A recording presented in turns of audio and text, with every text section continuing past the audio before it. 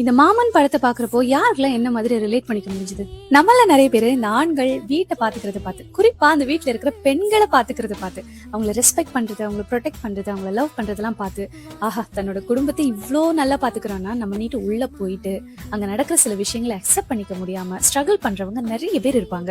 Life ரொம்ப நல்லா தான் போய்கிட்டு இருக்கும். ஏதாச்சும் ஒரு ப்ராப்ளம் வர வரைக்கும், அந்த ப்ராப்ளம் வந்துருச்சுன்னா முதல்ல நீங்க உங்க ஹஸ்பண்ட் கிட்ட அதை கன்வே பண்ணும்போது உங்களுக்கு அங்க ஃபர்ஸ்ட் ப்ராப்பரான சப்போர்ட் கிடைக்கவே கிடைக்காது.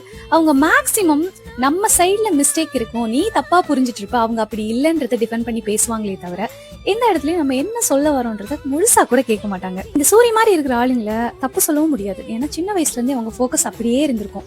புதுசா நீ கிரியேட் பண்ண போற ஃபேமிலி எவ்வளவு முக்கியன்றது அவங்களுக்கு சுத்தமா தெரியாது. அம்மா சிஸ்டர் விட்டுறக்கூடாதுன்றது மட்டும் ரொம்ப ஹைலைட்டா தெரியும்.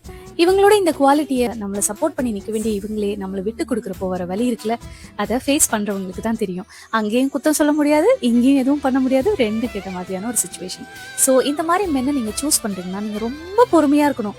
நிறைய விஷயங்களை ஃபேஸ் பண்றதுக்கு ரெடியா இருக்கணும். இதுல என்னோட ஃபேமிலியை என்னால விட்டு கொடுக்க முடியாது, என்னோட ஒய்ஃபையும் என்னால விட்டு கொடுக்க முடியாது, ரெண்டு பக்கம் பேலன்ஸ் பண்ண ட்ரை பண்றேன் பாருங்க. அந்த மனுஷனுக்காக என்ன வேணா செய்யலாம், எவ்வளவு வேணா பொறுமையா இருக்கலாம். ஆனா என்ன தப்பு நடந்திருந்தாலும் தன்னோட குடும்பம் பண்ணது மட்டும்தான் சரி அப்படின்னு உங்களை கைவிடுறாங்க பாருங்க, அவங்க கிட்ட நீங்க கொஞ்சம் உஷாரா தான் இருக்கணும்.